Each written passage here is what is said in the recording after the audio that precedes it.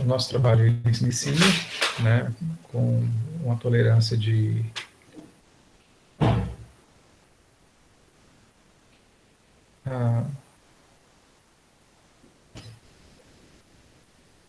Tá me ouvindo, Silvana?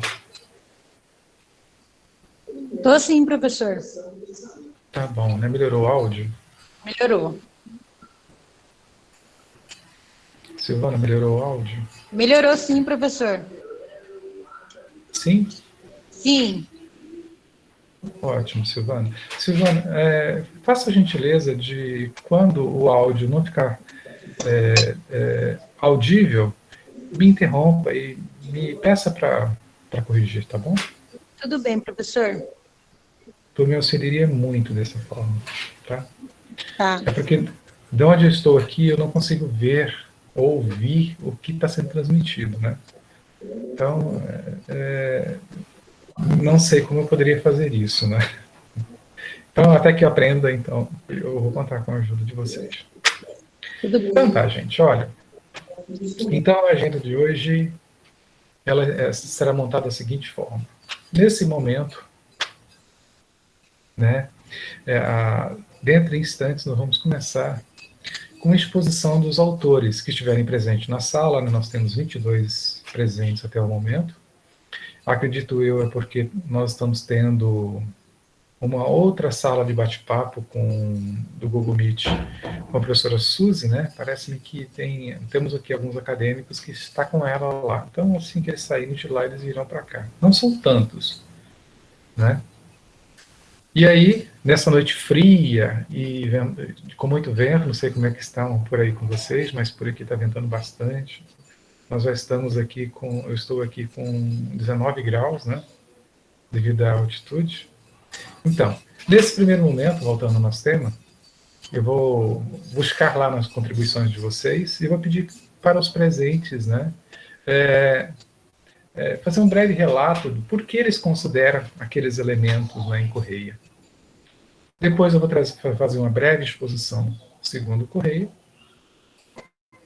Na sequência, eu vou falar para vocês de como se encaixa essa bibliografia na produção seguinte de vocês, que é aquela produção que vocês fazem lá desde o quarto semestre. Todavia, alguns de vocês não tiveram nem o quarto nem o quinto semestre comigo, então isso vai demandar um pouquinho mais de esclarecimento. É aquela prática curricular que a gente tem feito, em que a gente pega a teoria e tenta buscar ou fazer dela uma aula prática, não é? Então, essa é a primeira bibliografia que a gente vai utilizar. Virão mais uma ou mais duas bibliografias. Então, vejamos aí o tempo que nós vamos conseguir fazer esse debate. Tá bom? E aí, lá na frente, naquela prática curricular, nós vamos fazer um plano de ensino e a exposição desse plano de ensino. Essa exposição será de uma forma em que vocês vão escolher como fazer, né? Vocês vão escolher como fazer, com quantos componentes, né? Em sala de aula, eu até falo para vocês, pode ser individualmente, pode ser em dupla, em trio. Agora, por essas questões de pandemia, eu acho que, ou penso que vocês devam aí refletir, né? Se é possível fazer em trio, ou em dupla, ou individualmente. E apresentá-la, né? Seja gravando um vídeo, postando, alguma coisa assim. E depois a gente vai sociabilizar essas produções, tá? E é claro, como uma segunda nota, essa seria a terceira nota, né? Essa prática curricular, a segunda nota seria o plano de trabalho. Como eu já disse, que nós já fizemos lá no quarto e quinto semestre. Então, vocês já conhecem o encaminhamento. Ok. Colocando em debate aqui a organização espacial proposta pelo Correia. Então, eu estive observando aqui, nas postagens, no fórum, e observei que nós já temos aqui um material significativo já postado, né? Vou atualizar aqui, né?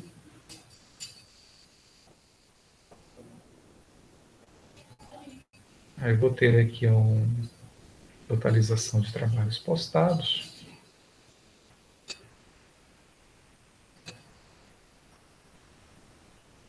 Tá.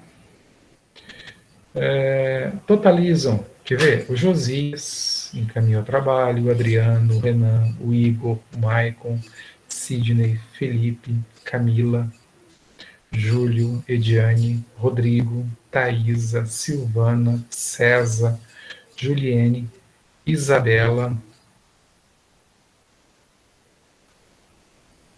Marta, Alisson, encaminharam trabalhos, né? Totalizam aqui 1, 2, 3, 4, 5, 6, 7, 8, 9, 10, 11, 12, 13, 14, 15, 16, 17, 18 trabalhos. Nem 50% da turma encaminhou seus trabalhos, né? O que é uma pena. Mas tem até meia-noite para assim o fazer.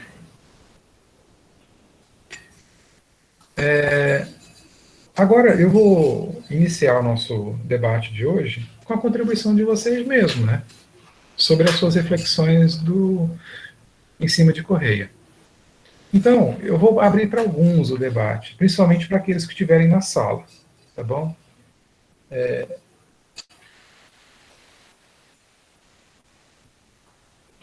Vamos lá.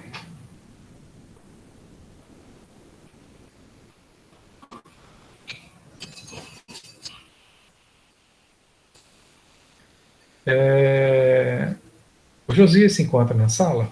Responde, por favor.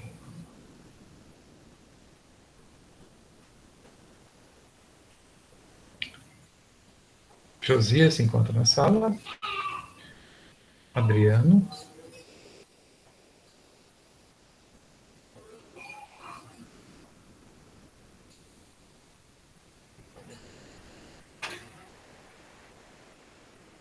Adriano, se encontra na sala? Sim, professor. Ótimo, Adriano. Vamos lá. Vamos começar por ti. Ok? Pode ser? Pode ser. Vamos lá, então. Adriano, Sim. você postou seu trabalho hoje.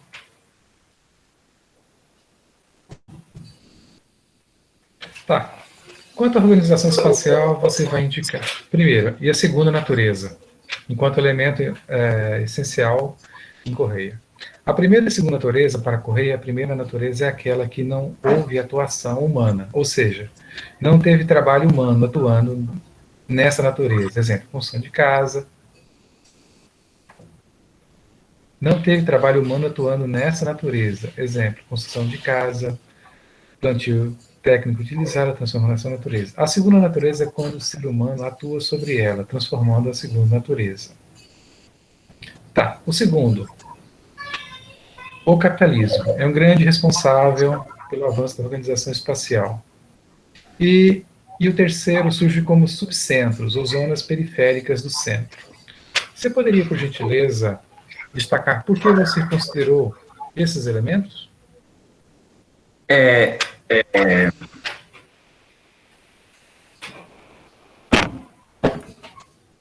Professor, na realidade, foi o que eu consegui entender do texto, né?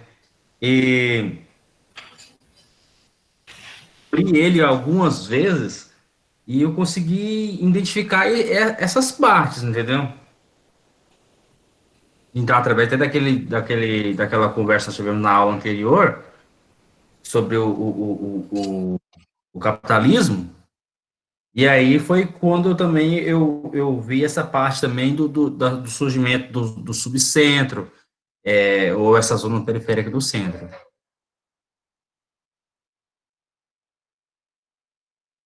Tá me ouvindo, professor? Sim, estou te ouvindo. Eu só desligo o meu microfone para não dar interferência no teu, tá? Então, eu só Ok. gostaria que você esclarecesse para a gente cada um dos três. Você pode fazer isso? Professor, eu não entendi o que o senhor falou. Por gentileza, tem como repetir? Tá. Eu gostaria que você apresentasse para a gente por que você escolheu cada um desses três elementos. Você pode fazer isso, por gentileza? Sim.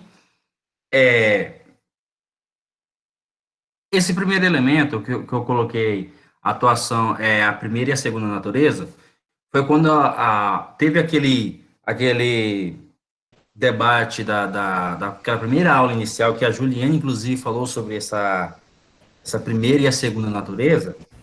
Aí, como a gente já tinha lido esse texto, eu não tinha observado bem essa parte. Aí eu achei interessante, porque quando eu também tive aquela ideia, na época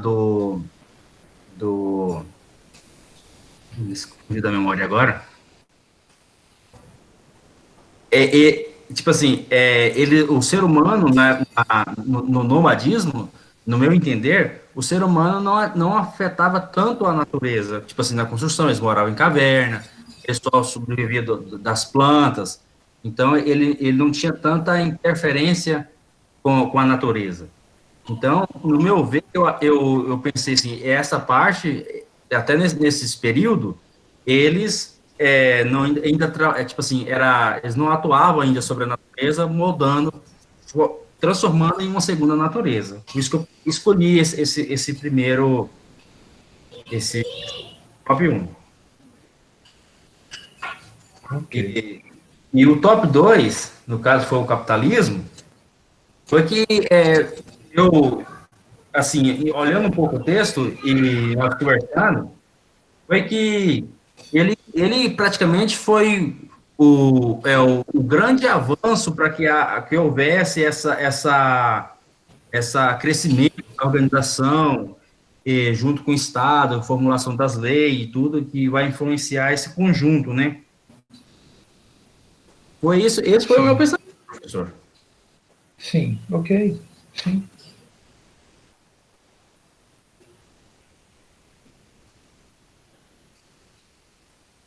Prossiga, Adriano.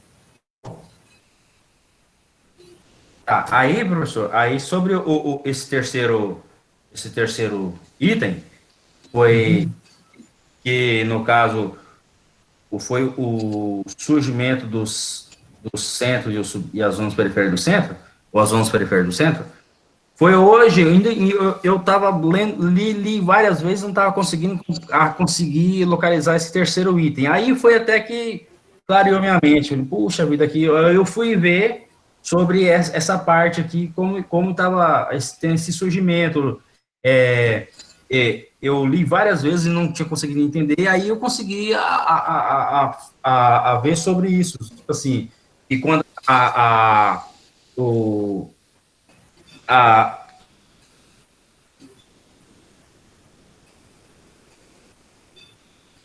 quando as empresas ela atua no centro da cidade, aquela localidade ali vai ficando muito caro o valor imobiliário, a terra sobe muito, entendeu? Aí eles migram para essas regiões próximas, aqui muda para essas zonas, para poder eles começarem a se, tipo assim, reproduzir o capital, para que eles consigam também fazer com que haja esse crescimento, também destacável qualquer até aqui. Professor. Ok.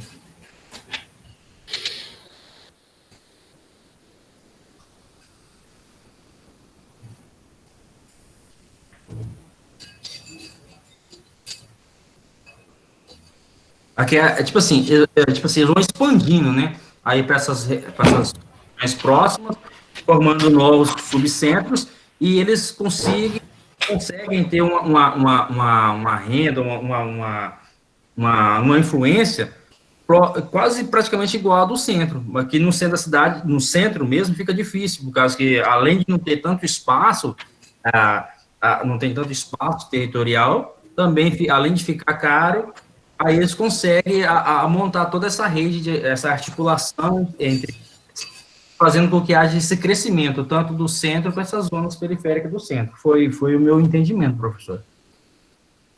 Ah, tá. Não sei se foi suficiente, mas foi o meu entendimento. Então, Adriano, é o seguinte, ao te ouvir, a gente ouve com atenção, porque na realidade tudo são estágios de observação e nós estamos aqui aprendendo, tá? Não pense você, Adriano, que eu também não aprendo quando eu releio esses textos, nas observações de vocês, eu vou aprendendo. E assim, o que é interessante na gente, eu já observei aí, né, nessa minha trajetória enquanto docente, enquanto acadêmico também, é que o mais tolo homem tem capacidade de ensinar alguma coisa. Né? Isso é Sócrates. Então, e nós não estamos falando de tolos homens aqui, ou de tolas mulheres, estamos falando aqui de pessoas que estão aprendendo. Então, é claro que, imagino que se você tivesse feito, se fosse o Correia que tivesse escrito esse negócio aí, ele teria escrito diferente. Até porque o que ele já escreveu, ele já amadureceu a escrita dele. Né? Então, tudo reflete um estado, uma condição de reflexão naquele momento. Então, eu estou falando isso para você, não para você, Adriano, mas para você que está na graduação ou acadêmico, a qual também me encontro. Bom, falo para todos isso, inclusive para mim. Mas, Adriano, observando as observações do Correia, e as tuas observações é ponto paralelo para mim fazer o meu trabalho aqui com vocês, é que a primeira natureza não nos cabe aqui. Não nos cabe aqui. Por quê? Segundo o Correia,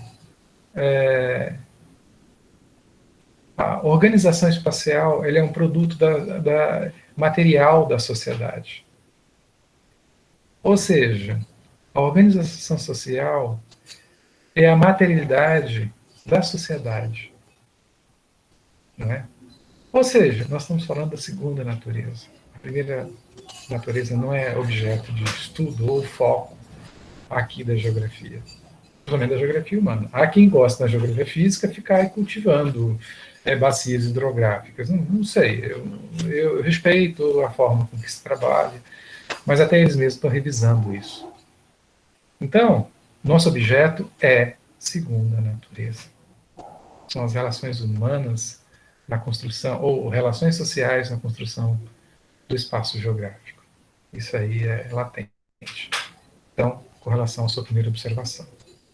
E nessa construção, o homem organizou formas que ampliam, né, essa produção do espaço geográfico, ou seja, essa organização do espaço geográfico, dentre elas o capital. Né? O capital é uma forma impulsora, ou até mesmo ela produz estagnação em outros espaços. Ela impulsiona em lugares e estagna em outro lugar. Olha, Castro, vocês vão ver que tem lugares mais desenvolvidos, economicamente, outros subdesenvolvidos. E nos lugares em que é desenvolvido economicamente, são os lugares que mais experimentam a modificação. Os fluxos são mais ágeis, e aí tudo flui com mais velocidade. Não é? E é claro que esta observação subacapital, ela não anda sozinha, ela anda juntamente com o Estado, que é outro elemento que o Correia vai assinalar. E é claro que junto com o Estado, né, capitalismo, Estado, aí você vai ter uma produção de espaço, seja urbano, seja rural, seja de periferia, seja central, cada qual com a sua identidade. Né? Ou seja, que ela seja um lugar em franco desenvolvimento para o capital ou em baixo desenvolvimento para o capital. Aí vai dizer se ela é periferia ou se ela é centro. Então, se é periferia ou centro, essa organização espacial ela vai ter a sua natureza, a sua segunda natureza específica. Quando falamos em regionalização, qual critério se vê aí? Concentração de capital. Esse é o critério. Concentração de capital. Aí você vai ver, qual a concentração... Critério para regionalizar o espaço. concentração de capital. Área com alta concentração de capital. Aí você vai pontuar áreas periféricas. Aliás, áreas centrais. E áreas de baixa concentração de capital, áreas periféricas. Né? Então, as manchas no mapa, ela vai estar revelando isso aí. Joia, Adriano? Quer mencionar mais alguma coisa? Ok, professor. Não, tá tudo bem, professor. Ok. Ok. Obrigadão, viu, Adriano? Boa sorte, Vamos professor. então Eu que agradeço. Vamos passar para o próximo aqui. Vamos ver quem está presente na sala. Vamos ver o trabalho do Renan. Certo, Renan? Renan, está aqui. Oi. Dá uma olá para nós aí, Renan. Renan? Professor, eu quase não tive tempo para me ler, fiz muito na correria. Então, tá beleza. Bem, você teve com dificuldade em separar, fez um parágrafo único, não é? Uhum. Renan, então vamos ver a produção, tá? Ao mover a organização espacial, segundo o autor, são as transformações da natureza, o processo de produção e reprodução das atividades e a ação. Produção e reprodução e a ação conjunta entre o capital e o Estado. A primeira natureza transforma a primeira transforma ou se transforma ou é transformada a partir do momento em que o homem se interage com a natureza, modificando, criando casas, cultivando plantações. Surge o segundo tópico, que seria a forma que o homem administra os seus recursos e, com todos esses conhecimentos, agregam e surgem em busca de um aumento da produção, visando o crescimento da população. Renan, poderia apresentar para nós o seu ponto de vista? Então,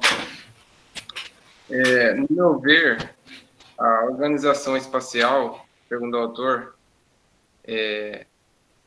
no primeiro tópico, surge a adaptação do ser humano, né, na natureza, buscando sobreviver. Começa a cultivar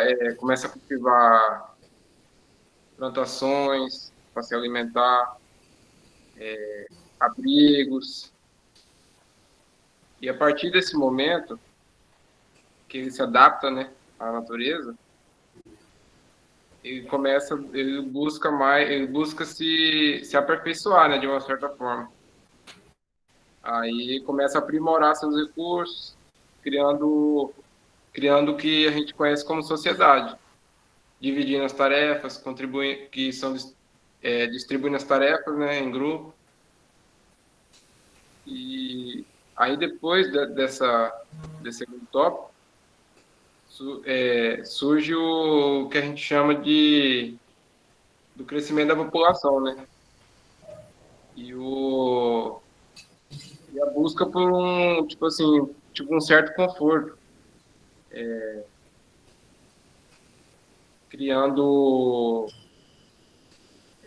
como se fosse, que a gente pode dizer, um certo estoque, né? Tipo assim que eu entendo.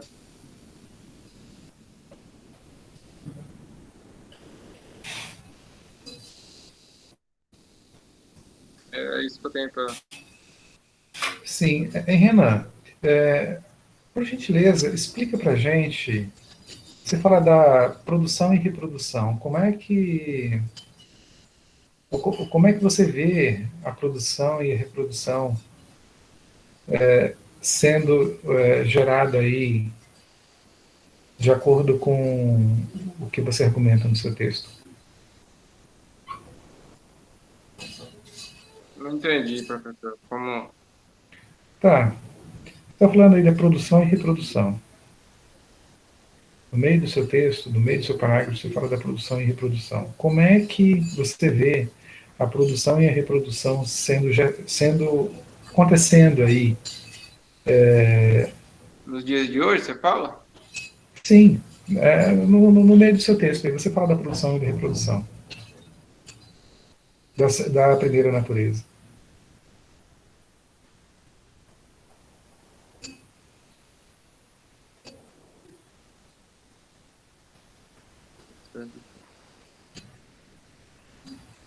Tipo, a produção e reprodução seria extrair, né? Produzir algo, extrair da natureza e reproduzir para ele, né? Tipo, alimento, alguma coisa assim.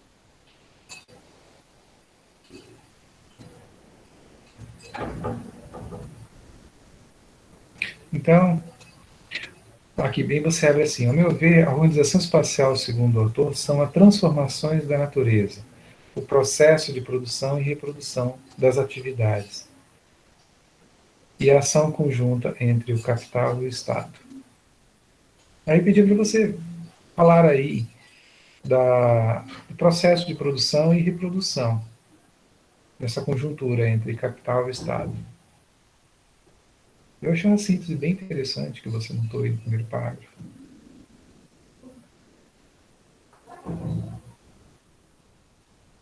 Sim, então, esse meu ponto aqui que eu quis dizer é nesse sentido, né? De buscar produzir, né? Buscar produzir, extrair da natureza os recursos e reproduzir eles, que no caso seria o final, né? O cultivo final do que o ser humano está buscando. Tá. Se não houvesse a reprodução, o que aconteceria com a produção? Não continuaria, ela seria tipo assim uma safra só, por exemplo. Não daria continuidade. Seria uma safra única, né? Isso. Então, quando se fala aí da transformação da natureza, o processo de produção, ele é estanque se ele não vê a reprodução. Não é? Ele não vê a reprodução. Se ele não vê a reprodução, é safra única, como você disse. Safra única. Renan, tem uma linguajar popular, fala o seguinte, como é que é? Avô rico, filho pobre e neto miserável. Você conhece essa expressão? Sim, aham. Não é? Você consegue explicar ela? Tipo assim, não dá continuidade. Eu não sei mais ou menos, mas tipo assim, é como se fosse não tem um pontapé inicial ali. Não, não busca mudar, né? Imagina que o avô, ele construiu a sua fortuna, não é? Praticamente sozinho, né? Aham, Praticamente sozinho, né? Ele foi lá e construiu um mega império, transferiu para o filho e não ensinou o filho a reproduzir. Apenas produzir e não reproduzir, né? Aquele capital que ele está transferindo. Ou seja, o avô que não ensina o filho, o seu neto certamente não vai aprender com o teu pai. Não é?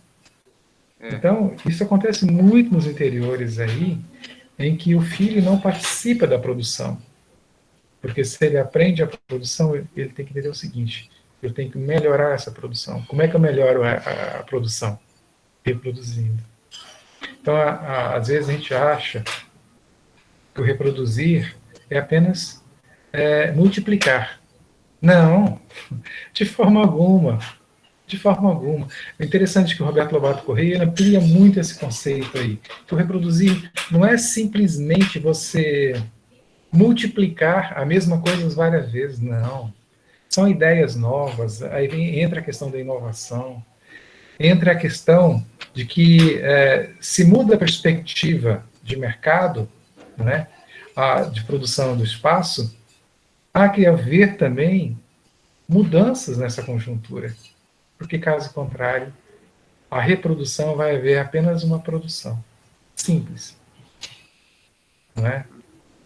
Então, quantos e quantos vocês já viram falar no vocês não, deixa eu falar com você agora, Renan. Já ouvi falar de uma máquina fotográfica chamada Kodak? Não. É aquela que você tira e já sai a fotografia? Na hora? No pré? É aquela que você fazia. Primeira coisa, você comprava um filme, tá? Só que para comprar o filme, você tem que comprar uma máquina.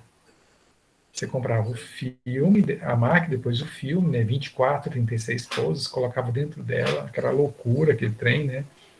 Aí eu aprendi com algum sacrifício, né? Que tinha que pegar uma coberta, né? Cobrir a luz completa, encaixar lá dentro. Não é fazer a foto, depois levar a câmera para uma reveladora, né? Uma loja especializada. Aí essa loja reveladora iria revelar o filme, os negativos do filme.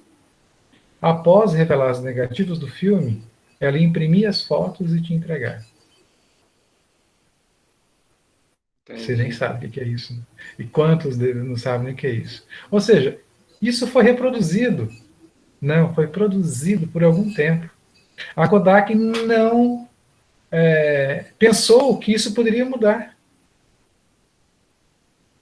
Foi uma das maiores empresas do ramo.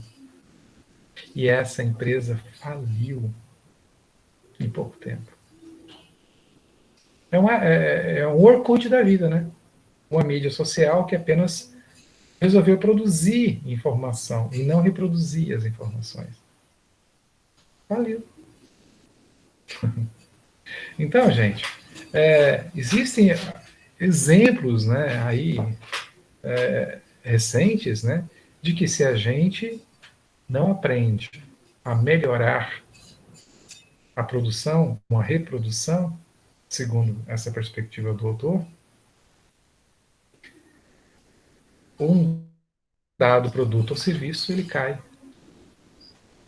Cai na inutilidade, como uma câmera fotográfica. Hoje se apresenta para um jovem, né, uma criança, uma câmera fotográfica e olha, né? Ao contrário, você pega lá um senhor idoso mesmo, pega um celular e ele vai colocar no olho, né, para tentar, né, tirar uma foto. Né, e não apenas apontar o celular para o óculos, porque naquela época você tinha uma janelinha para você botar o olho e apertar um botão, né? Hoje não é assim mais. Muda-se as coisas. O mundo evolui, né? E aí, é claro, né, a reprodução ela faz parte dessa natureza. E é óbvio que o meio capital está por trás disso, né? Ele quer trazer avanços para quê? Para tornar obsoleto os seus produtos, né, e novos objetos de consumo serem produzidos e revendidos e ao mesmo tempo, né, inutilizados. É uma indústria, né, que gera uma escassez contínua de muitas coisas. Joia, então, Renan, quer comentar mais alguma coisa? Não. Só peço desculpa Não. aí pelas explicações. Imagina, Não tão conclusivas. O próximo eu vou cobrar de você, então. Obrigado. Eu quero agora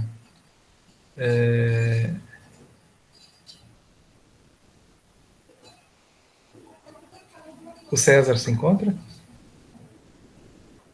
César Lopes? Dá um ok para nós aí, César.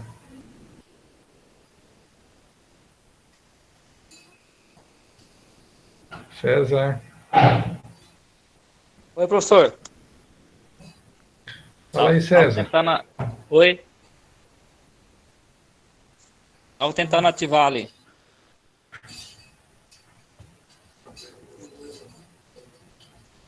Tá ouvindo? Oi, estou te ouvindo, César. Tá ouvindo? Gostaria de apresentar seus pontos, seus elementos? Pode ser, vou falar um pouquinho pelo que eu entendi, essa Perfeito. a organização do espaço, né? Então, César, não vou ler seu texto.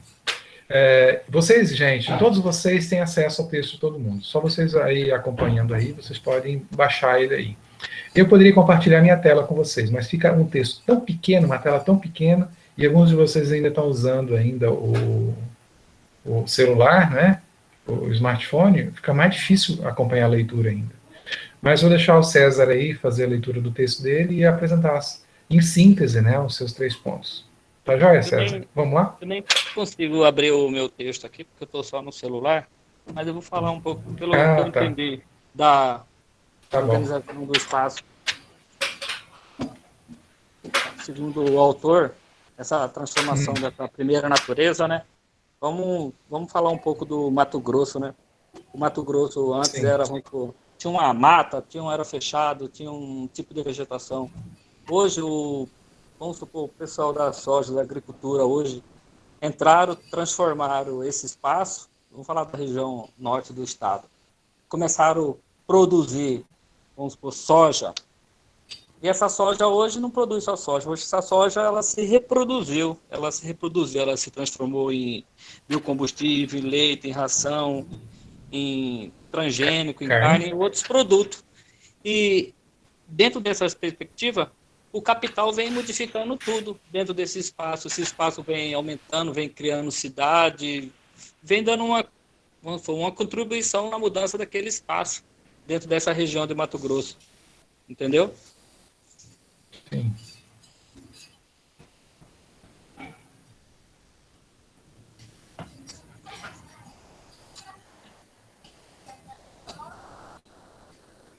Então, professor, o capital ele é um Sim. fator determinante nessa mudança desse espaço, nessa transformação desse espaço, e o capital ele está lá porque tem algum interesse.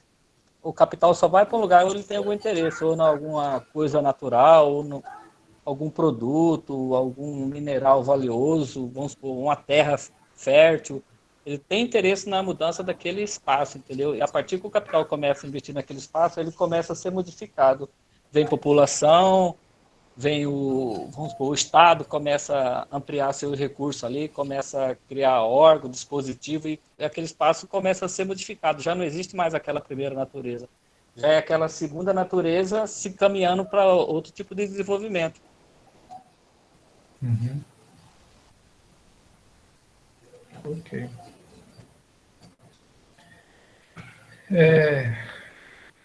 Você considera, então, que a confluência aí da reprodução, né, entre a produção e a reprodução, e como é que você vê o Estado na articulação da produção e reprodução com relação ao capital?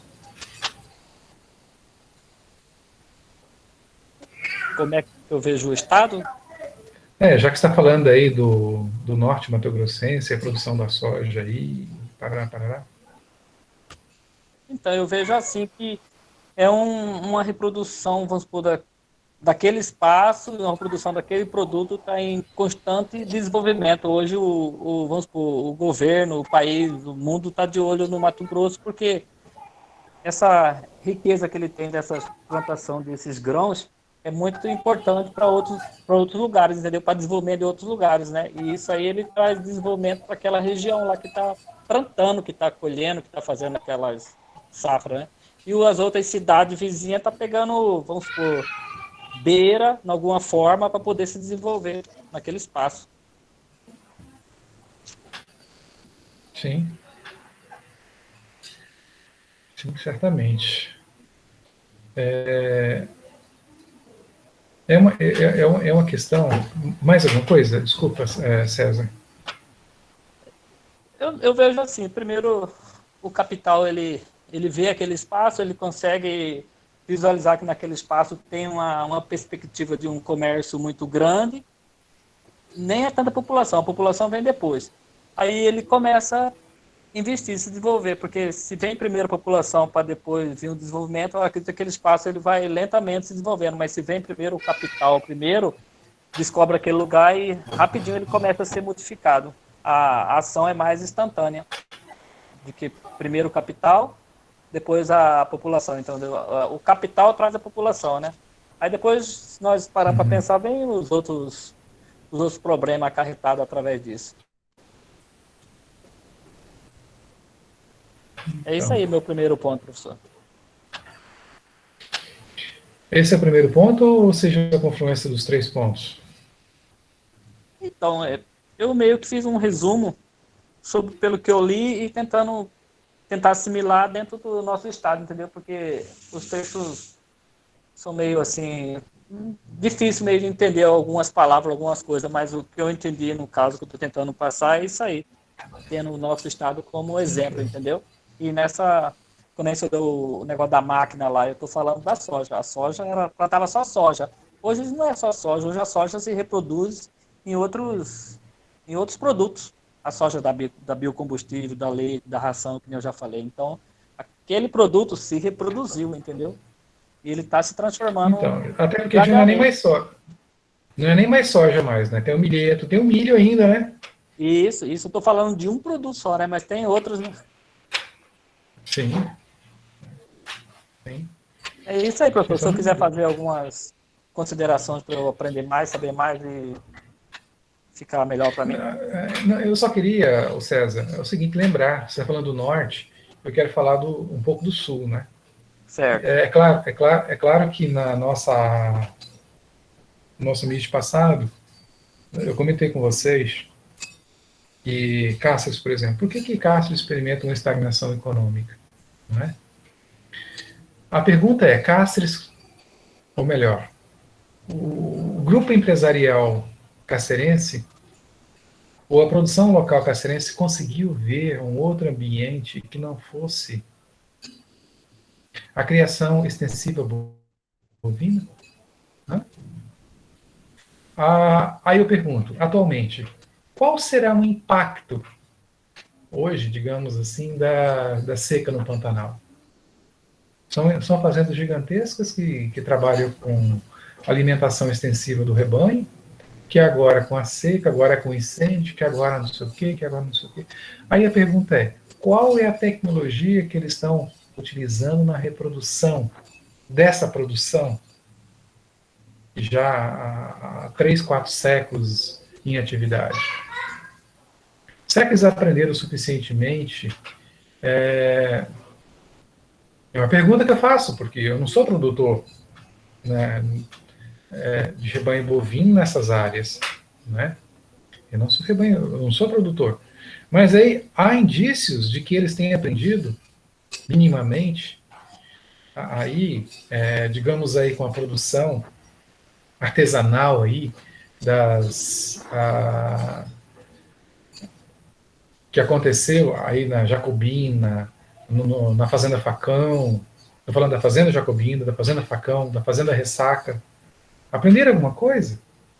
Eram fazendas, são fazendas aí que existem desde 1700, né?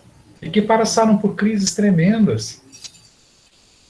Agora, haveria então um novo ciclo de dificuldade, porque de alguma forma não se encontrou uma forma de reproduzir-se. Aí eu diria para vocês, hoje o norte mato-grossense, ele é um excelente competidor com o sul mato-grossense.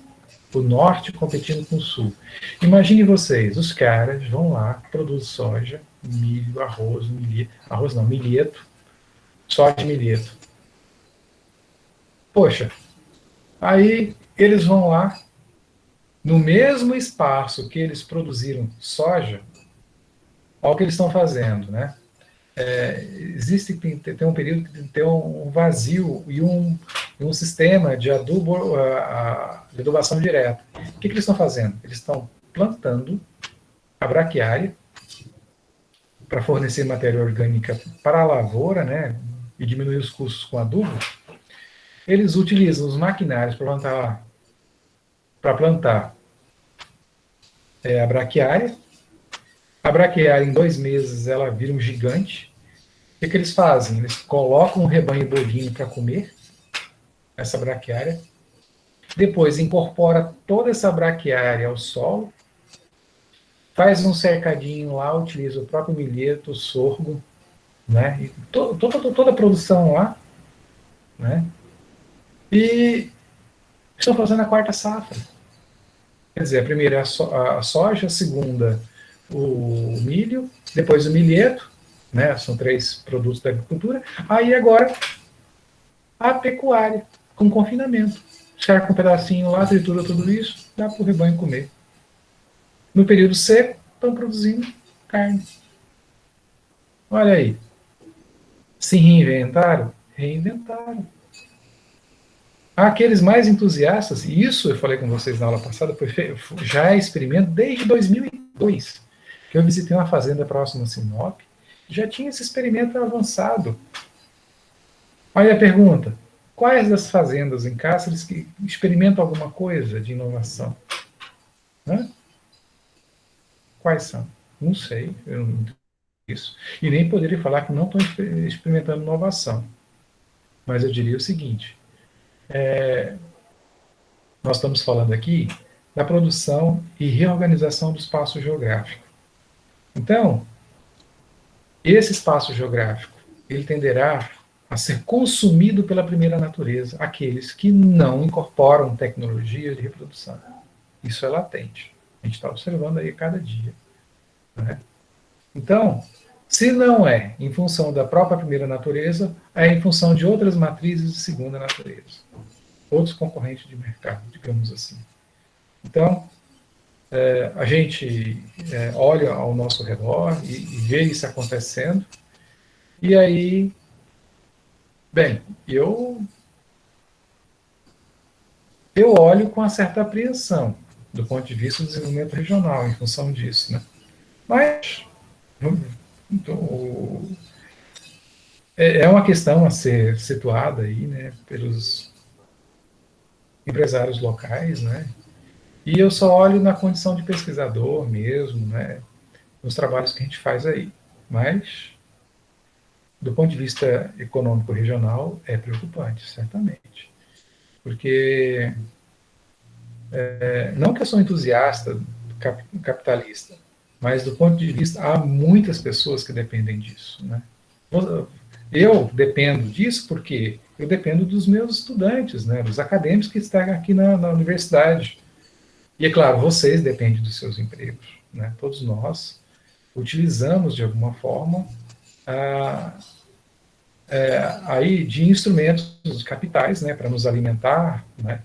Então, o capitalismo para nós, ele é alguma crítica, ele é um aspecto a ser repensado quando ele vai ao extremo da selvageria. E aí a organização espacial ela tem que refletir criticamente em relação a isso. E aí a nossa posição. Então, é claro que a minha posição, que se estende à observação ao trabalho do César, eu não sou, assim, um esquerdista ao extremo, que vê no capital como um lobo selvagem que devora todas as galinhas. Não, eu não vejo dessa seguinte forma. Eu diria o seguinte, o que há é selvageria em homens. Quando fala do capital, o capital faz isso, o capital faz aquilo. Não, o capital não faz nada. Quem faz são os homens. Homens gananciosos, por mais poder, por mais dinheiro, não é? Então, eu fico até preocupado, né, quando eu vejo alguns autores se escondendo por trás, né? Eu não quero falar nomes, então fala capital, como se fosse algo genérico, né? Então, aí é complicado, né? A religião começa a reproduzir algumas questões como tal, né? É porque o demônio está possuindo fulano. Está possuindo? Não é o que ele fez, não, que chama o demônio, não é isso? Então, algumas vezes a gente tem que ter uma certa preocupação, né? Ser de esquerda não significa tampar os olhos para o que está acontecendo. Ser de esquerda significa dizer você ter uma causa comum. Eu em olhar para o Igor, para o Adriano, para o Dilson, para a Silvana, para o Renan, né, Raíssa, para o Felipe, para o César, para a Ediane, e todos que estão aqui ao meu lado, como seres humanos que precisam viver no lugar. São seres humanos, também são homens, né?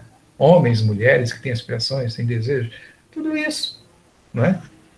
É claro que o nosso diálogo aqui é tentar ver, com uma leitura geográfica de um lugar, a partir de uma bibliografia interessante da geografia, pensar nessa produção e reprodução do espaço.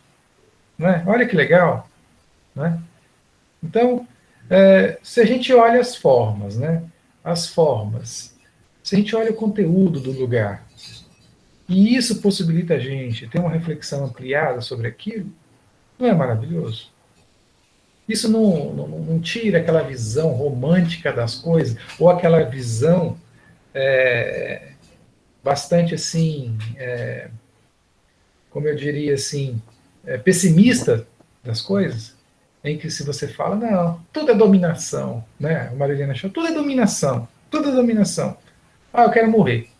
Pô, então não tem mais chance, acabou, não é? Então, qual que é a nossa ideia? Nossa ideia é construir um olhar. Aí você fala crítico ou não? Tá, depende da perspectiva aí. Um olhar interpretativo sobre aquele lugar, né?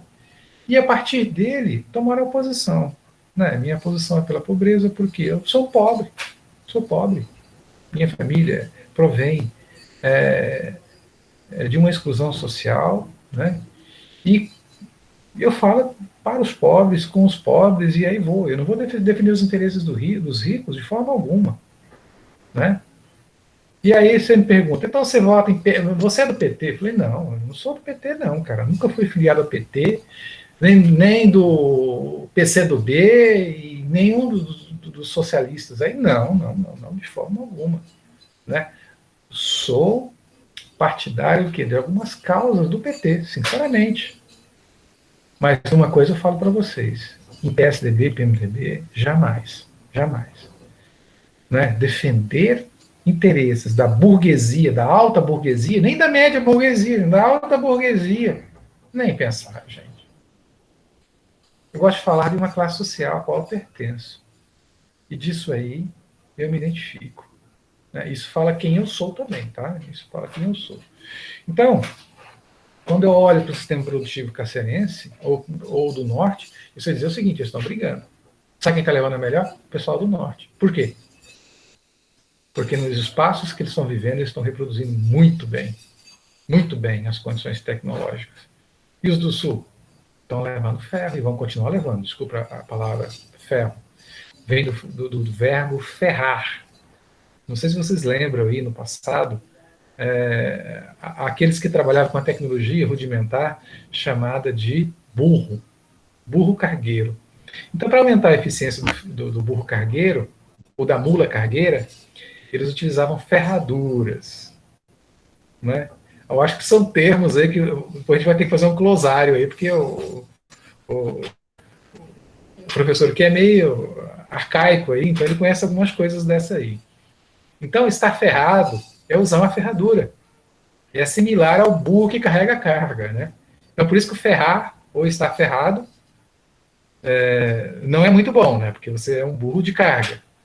Então, quando você olha esse termo, estar ferrado, é significa dizer que estão utilizando uma tecnologia em descompasso com o novo tempo. Não é? Estando dessa forma, não é? Significa dizer que eles vão ficar para trás na roda do tempo.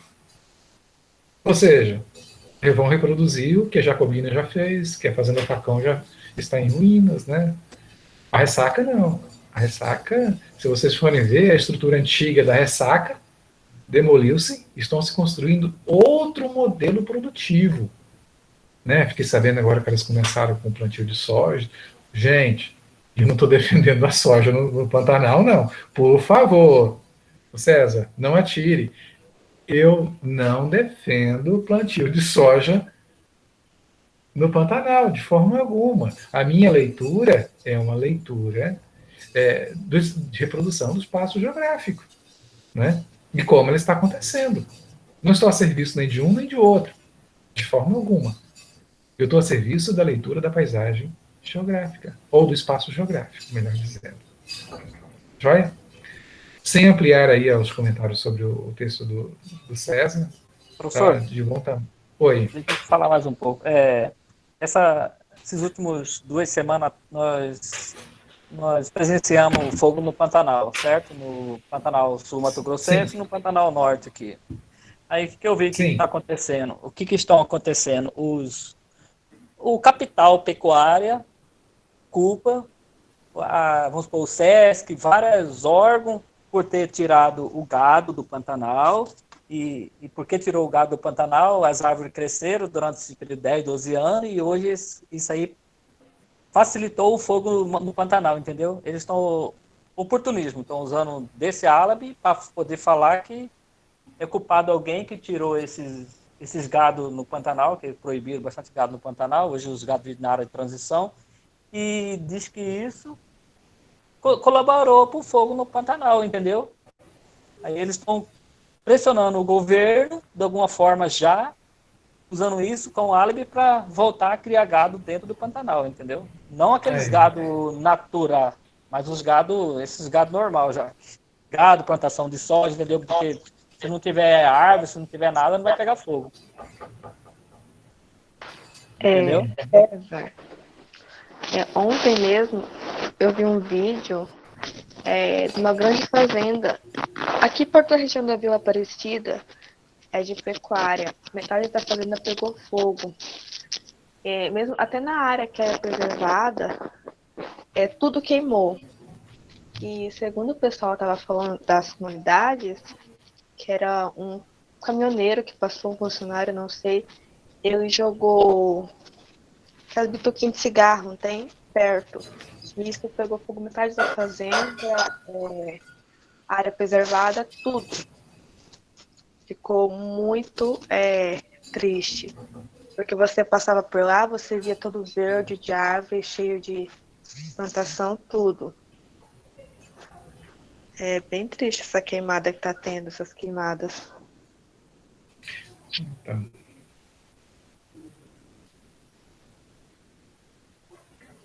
Pessoal, continuando. Ontem eu participei de uma reunião, de uma live do pessoal da ProSoja aqui em Cáceres, incentivando a hidrovia, incentivando tudo. Aí eu questionei algumas perguntas lá.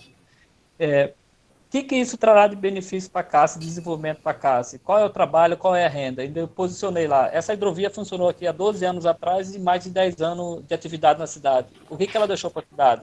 Não deixou nada.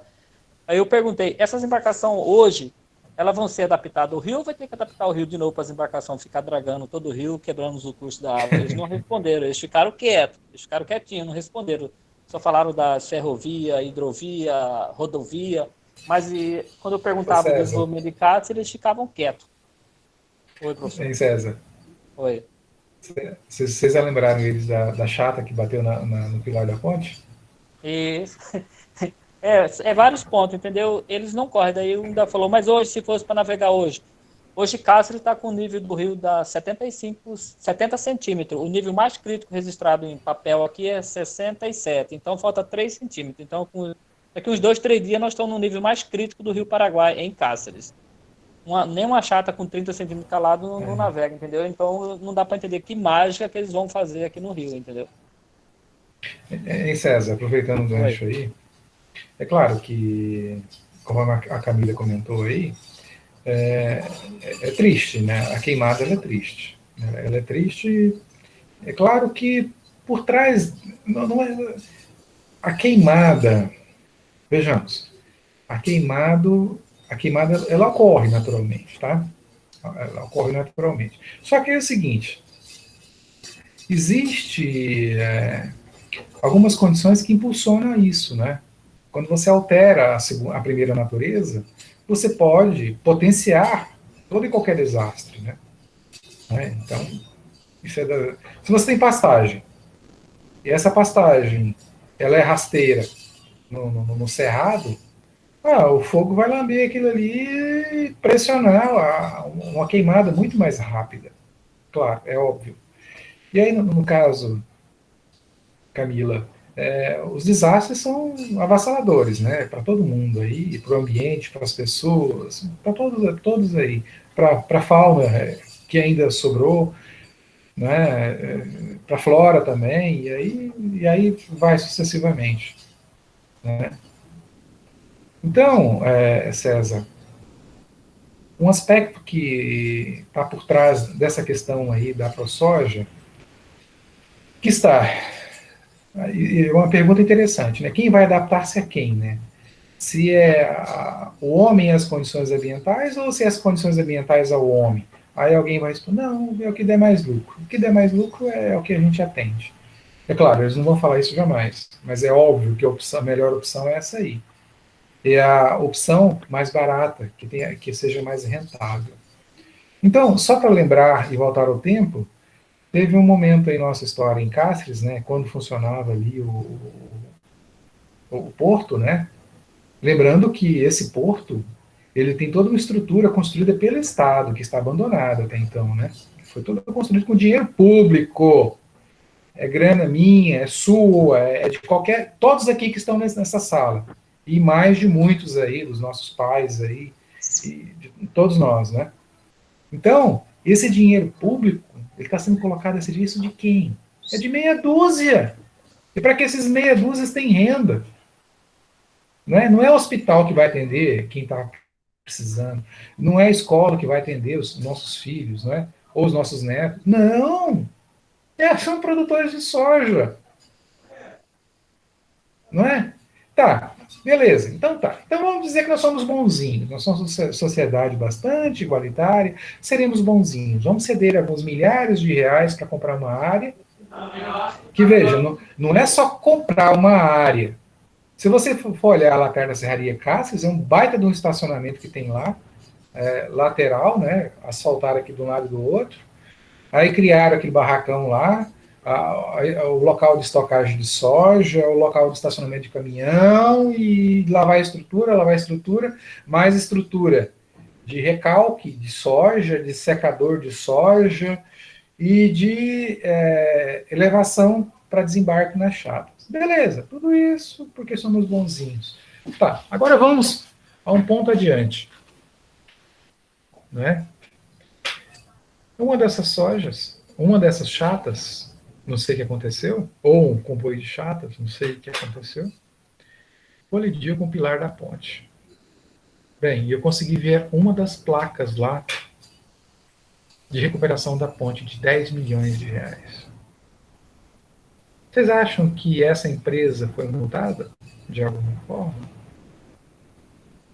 pelo acidente? Eu acho muito difícil dizer que o contribuinte pagou 10 milhões de reais para reparar a ponte Marechal Rondon, em que uma empresa privada gerou esse prejuízo. E aí eu fico pensando, até quando nós vamos continuar a colocar dinheiro público nessas empresas? Até quando? Até quando nós, gente, vamos nos dar por satisfeitos de colocar essa montanha de dinheiro em prol de emprego? Não, é porque que esse lugar vai gerar emprego. Emprego? Olha lá dentro, lá nesse galpão lá, quantos empregos serão gerados? Eu lembro da audiência pública em que o Dante de Oliveira estava presente. O Antônio Teixeira Guerra fez a seguinte pergunta para o Adilson Reis. Adilson Reis, na época o Adilson Reis era secretário, não sei o que, de Indústria e Comércio, alguma coisa assim, do governo Dante. Adilson Reis está na batalha faz tempo, né? Sério defensor da hidrovia Paraguai-Paraná. Aí o Guerra fez a seguinte pergunta: quantos empregos diretos serão gerados? Viu, César? Quantos empregos? César, imagina o que o Adilson Reis falou? Nada.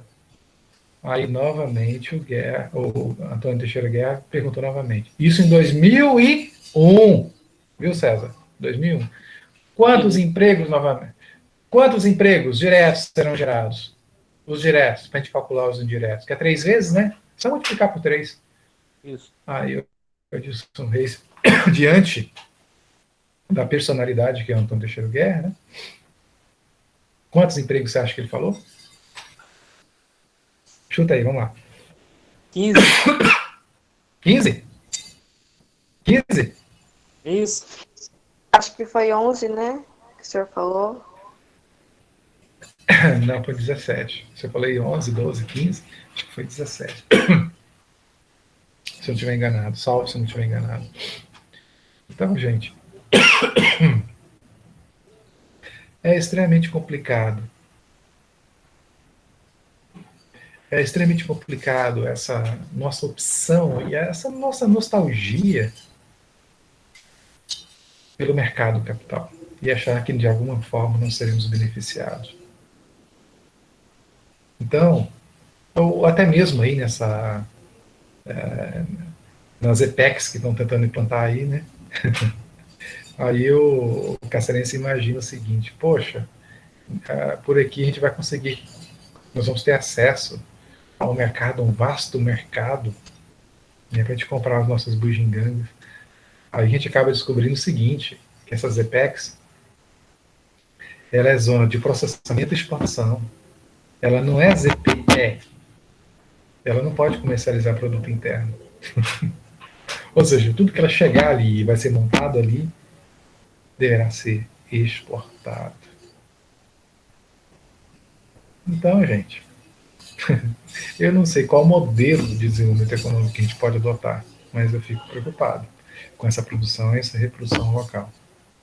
Agora, é claro que para nós isso é um prato cheio para nossas análises e as nossas interpretações. Não é?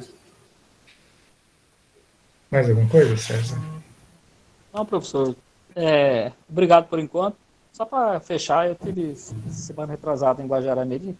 Lá é tipo uma zona franca e a cidade tem um Zoframac e cidade gêmea. Lá eles usam, a cidade mesmo é pobre, não tem nada, o que eles fazem? O capital usa para queimar a nota na cidade e volta tudo para a capital de novo. Só vai lá queimar a nota dos produtos deles e o material volta tudo de novo, entendeu? O material nem chega de entrar na Bolívia. Então, é uma forma de dibrar o Estado. Isso me lembra muito a produção de cerveja aqui do Mato Grossense, né? Começou lá em Rondonópolis, né?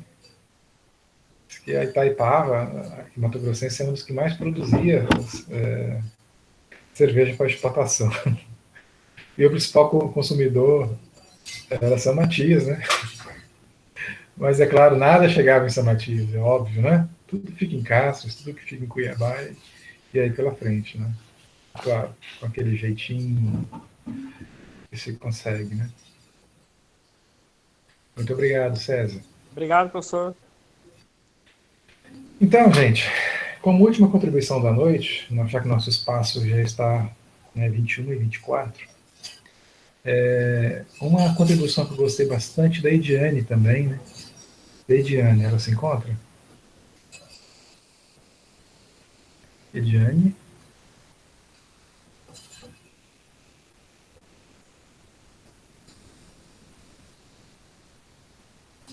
Ediane?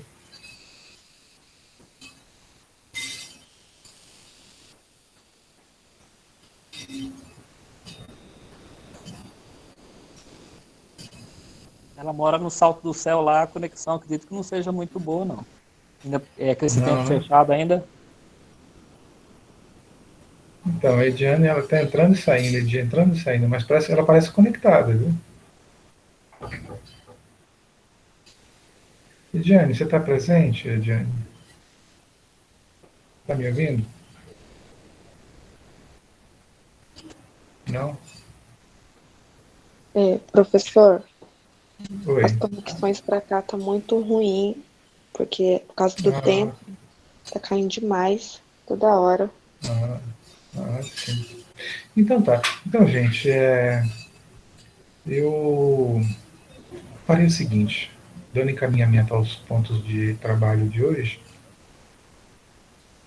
eu vou primeiro agradecer a postagem dos trabalhos, tá? Claro que nós já devemos ter recebido esses trabalhos aqui, né? Deixa eu ver quantos que enviaram até agora.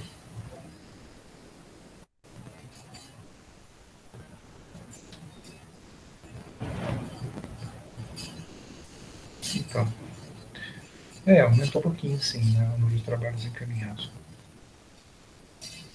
Mas assim, gente, ó, então vamos aos nossos encaminhamentos vindouros.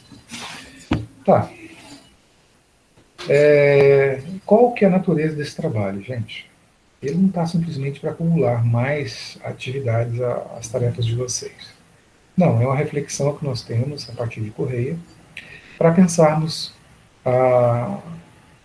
as nossas reflexões em torno do espaço geográfico, em termos de região e regionalização. Então,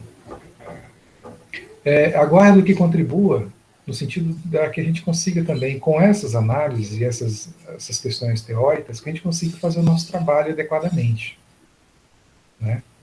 Então, imagine vocês que daqui a uns dias vocês vão ter que preparar um trabalho de prática curricular.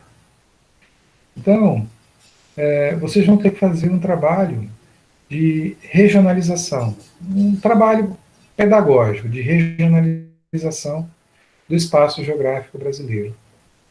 Ah, professor, qual o tema? O tema que vocês quiserem. Ah, professor, eu quero trabalhar a regionalização da agricultura no Brasil. Perfeito. Ah, professor, eu quero regionalizar, vou apresentar a regionalização técnico-científica e informacional do Mato Grosso. Tudo bem, pode ser. Segundo o Milton Santos, pode ser. Ah, eu quero apresentar a regionalização do IBGE. Pode ser. Ah, professor, eu quero fazer uma regionalização em Cáceres. Bem, pode ser. Aí vocês vão ter que escolher não só o objeto, mas também o que vocês vão regionalizar. Porque o que vocês querem regionalizar envolve um critério. Tá? O critério, vocês podem criar esse critério e aplicar ele no lugar, no espaço cacerense, no espaço urbano e rural, até porque o urbano e rural ele tem características de regionalização. Né? Então, vocês é que vão selecionar o que vocês vão trabalhar. E é claro que esses conceitos que nós estamos aprendendo exatamente para instrumentalizar esse trabalho que vocês vão fazer. Tá bom? Então, tem essa função sim. Então, já vão pensando desde já qual é a atividade que vocês gostariam de estar trabalhando na sua prática curricular. Tá bom? Certo, professor. Como é que nós vamos apresentar esse trabalho? Bem, vocês vão fazer um plano de ensino e vão apresentar através de um vídeo. Vão gravar um vídeo e demonstrando essa atividade de vocês. Tá joia? Aí eu não sei como é que vocês vão gravar. Geralmente vocês vão precisar de auxílio de alguém para gravar esse material. Mas desde já vão pensando como é que vocês vão fazendo isso. Tá bom? Anteriormente vocês faziam isso aí na sala de aula e os seus colegas eram seus alunos e aí sucessivamente. Mas agora, nessa questão aí do ensino remoto, nós estamos inabilitados para essa função. Tá bom? Alguma outra questão que vocês gostariam de estar perguntando?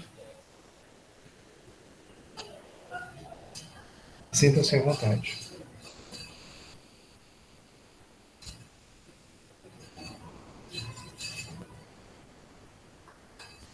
Professor, Sim, Gilson.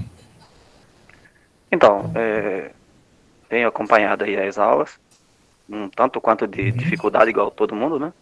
Inclusive agora estou no escuro aqui, foi embora a energia. Não deu tempo ainda de eu mandar a resposta, né?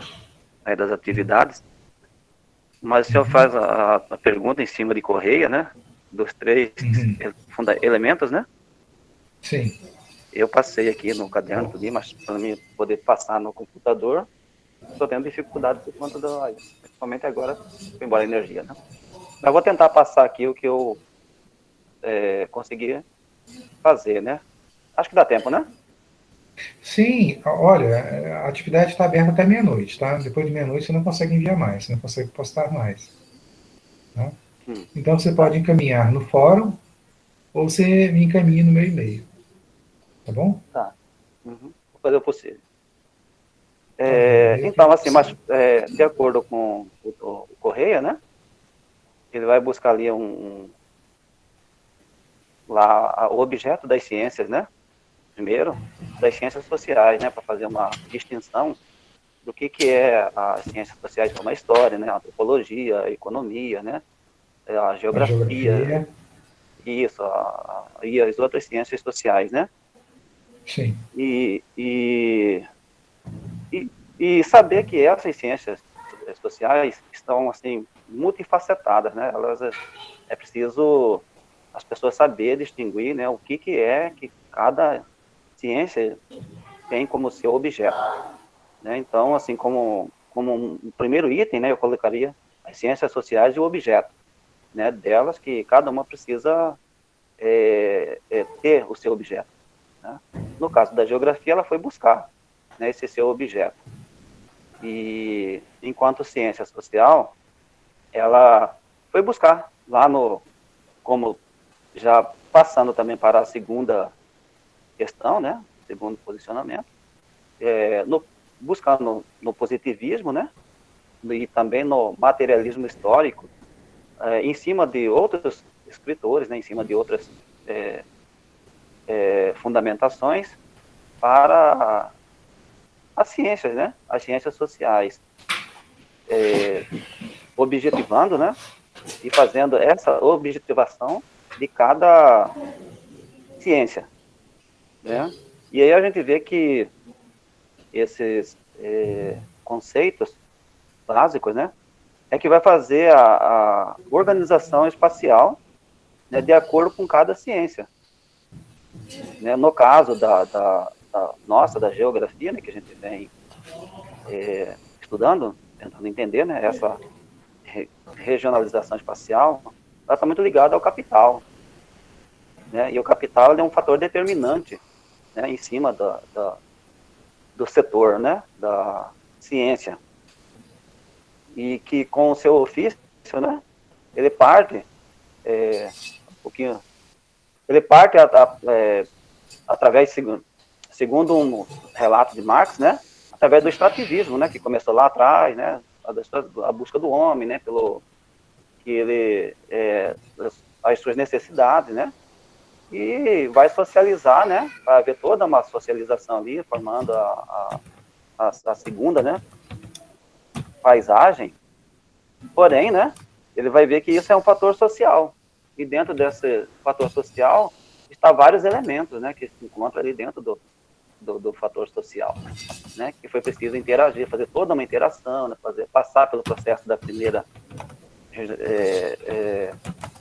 regionalização, né, passar pelo processo da aproximação entre si, do próprio homem, consigo mesmo e com o meio ambiente, né, e assim fazendo com que a organização espacial se torne, né, a natureza, ou seja, a natureza primitiva formada pelo trabalho social. Esse trabalho social que, ao longo dos anos, foi se multiplicando, foi, como a gente sabe, aí, como já foi falado por vários colegas, vários amigos aí, Cáceres era uma corruptela, Cáceres era pequeno, né? O Brasil em si vivia muito fechado no seu, como que fala, no tempo do colonialismo, né? No tempo do feudalismo. Daí para cá, então, houve muitas mudanças, né? Então, até chegar nessa natureza nossa transformada, na regionalização do espaço brasileiro, a gente vê que a sociedade brasileira, em especial mato-grossense e cacerense, passou por diversos elementos, né? Por diversas fases. Inclusive, na aula passada, eu fiz uma pergunta, mas justamente na hora que fiz a pergunta, acabou, né, o tempo, não sei, aí caiu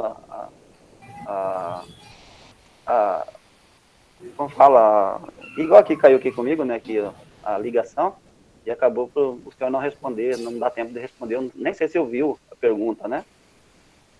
Mas aí a pergunta eu torno a repetir de novo, né? Por exemplo, há 35 anos atrás, aqui, esse pedacinho da ponte aqui, ó, ele era um pedaço muito visado, né? Ali no final da década de 70 para 85, mais ou menos, né? 80, 85, tinha o boliche do Frederico, que era uma espécie de rodoviária, né? Que saía para ir para Mirassol, Araputanga, né? Nesse tempo era chamada de Gleba, né? E que fazia toda essa conjuntura, entendeu? Da ponte até no posto Carretão, assim, era um ponto assim bastante movimentado, entendeu? Onde o que tinha? Só uma estrada principal, era a estrada de chão, né? Depois veio o asfalto, lógico, né? Mas à medida que o pessoal achava assim que ia chegando às infraestruturas, né? Um meio de locomoção mais abrangente, mais largo, né? Que coubesse mais caminhões de maior porte, né? Esse setor seria essa área seria uma área de expansão, de crescimento, né? E foi o que nós não vimos. Com o tempo passou, você vê as entradas da cidade praticamente ficou estagnado, parada, e você vê, eu acho que você conheceu aqui a máquina do seu Assis, né? Aqui, né? Tem o SAP, tem a mecânica do SAP, você passa ali, acabou esse pedacinho, entendeu? Assim, meio que morreu. Parece que os empresários saíram daqui e foram buscar ou injetar o seu capital em outros locais, que não é Cáceres.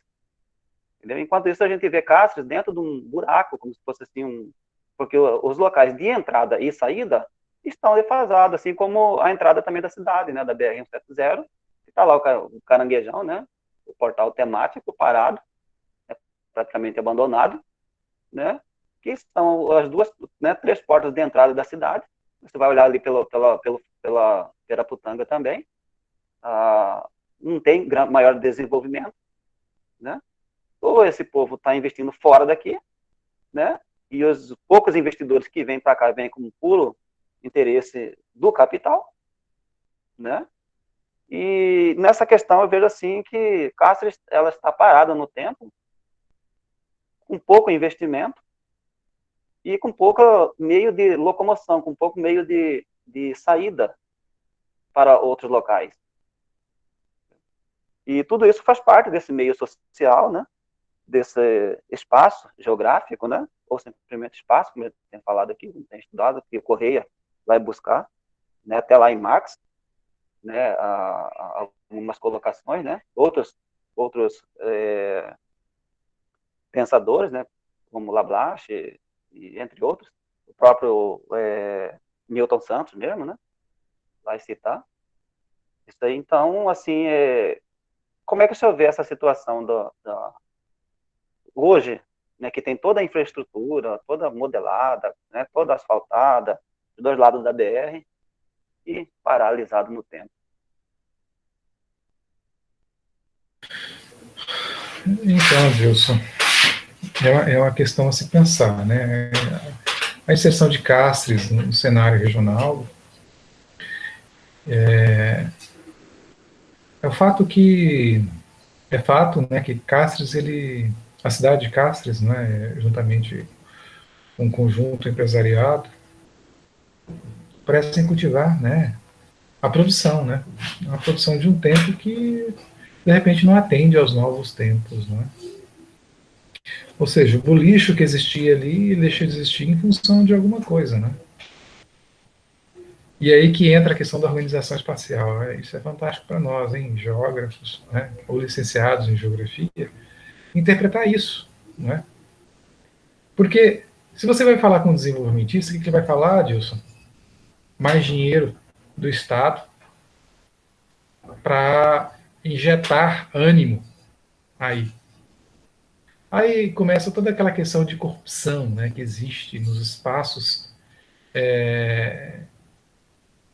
que insistem em não avançar. Então, se ele está atrofiado, porque as concepções são subdesenvolvidas. E você vai injetar mais dinheiro público, significa dizer que o dinheiro público já é escasso. Você vai tirar, né, dinheiro do fomento público à iniciativa privada. Igual uma certa ocasião, uma certa organização política em casa, sem nomes, para a gente não ofender ninguém, nenhuma concepção política aqui no grupo. Defenderam que o Hospital São Luís precisava de dinheiro. Sim. Uma série de vereadores, inclusive um vereador que eu havia apoiado no pleito, né? Aí ele veio falar comigo, o São Luís está fechando as portas. Eu olhei para ele e falei, que feche. Ele olhou para mim com a cara feia e não me dirigiu a atenção. Aí, na ocasião, a gente estava um conjunto de amigos, né? Aí ele mais uma vez, que vão fechar, vai fechar o Hospital São Luís, nós precisamos botar dinheiro, nós temos que incentivar, não sei o quê, não sei o quê, não sei o quê. Aí eu peguei a palavra, falei, vou dar uma porretada nesse cara. E olha que eu conheço ele há muito tempo, não é? Falei, meu jovem, por que você não me fala em ampliar os serviços prestados lá pelo hospital regional? Porque o que está se fazendo é botando aqui lá em nome de uma organização social, botando rios de dinheiro. Olha a quantidade de dinheiro que foi colocado lá esse último ano.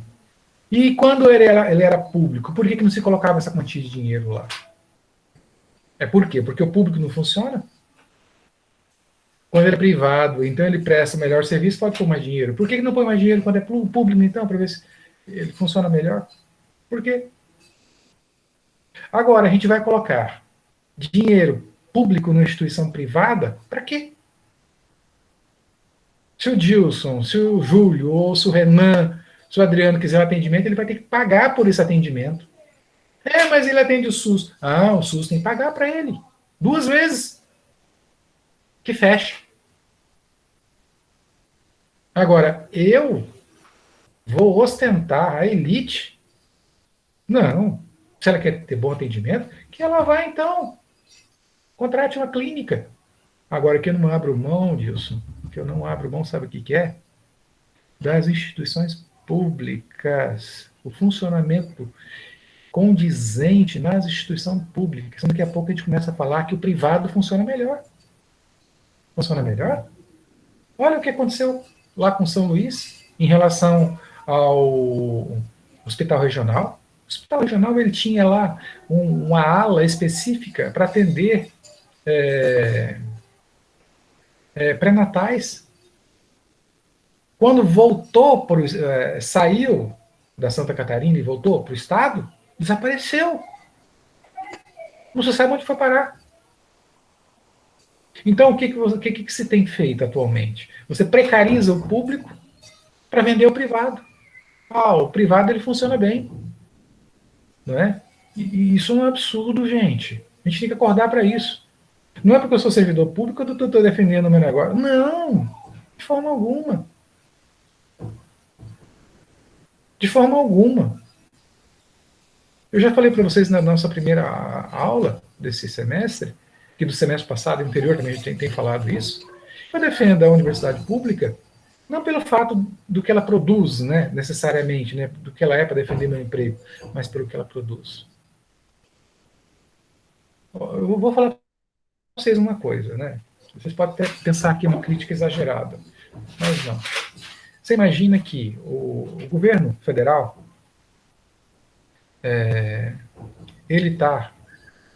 o ano passado ele já contingenciou, acho que 2 ou 3 bilhões da educação superior, muito mais, né?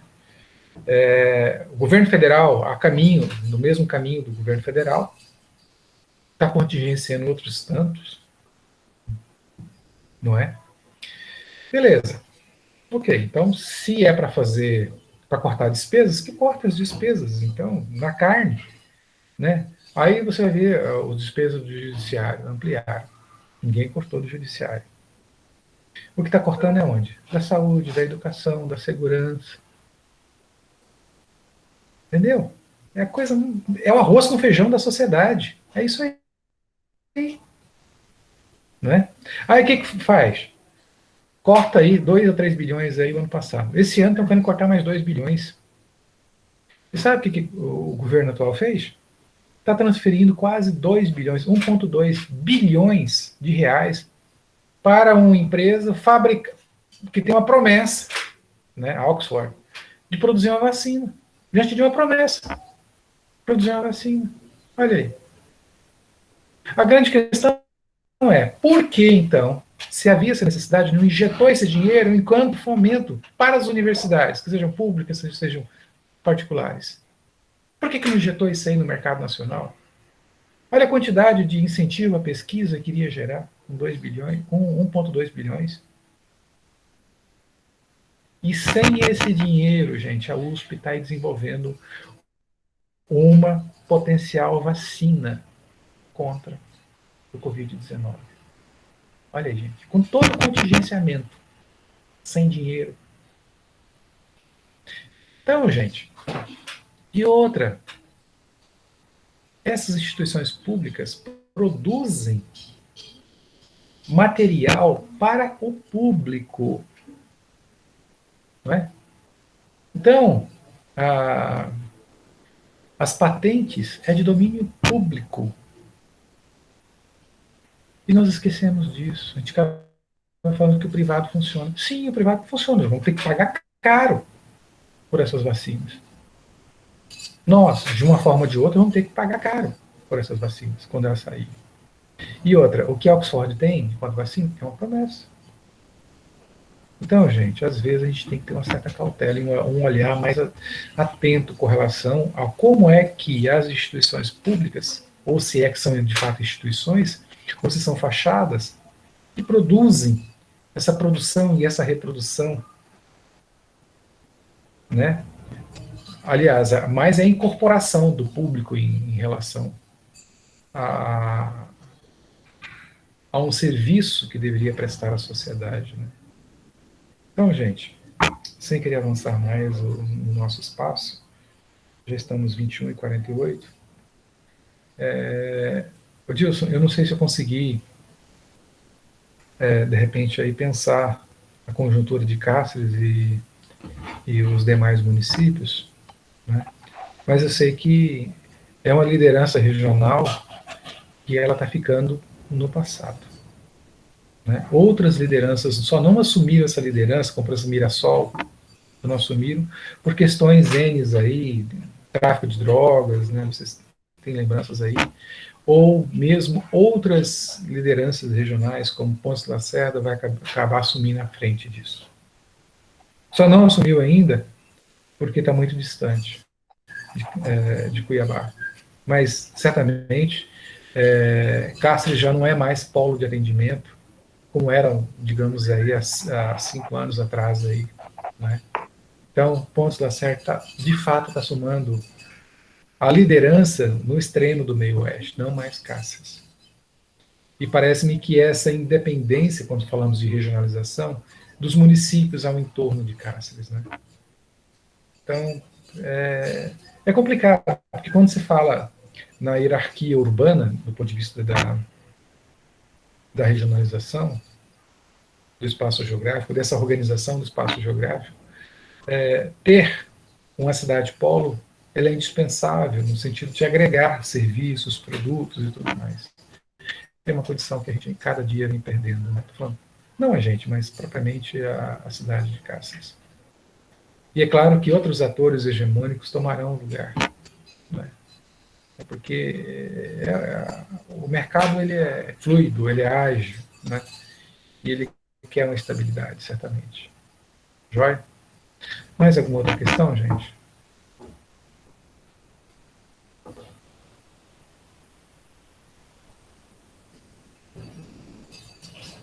Não? Então, gente, eu vou encerrar o trabalho por hoje.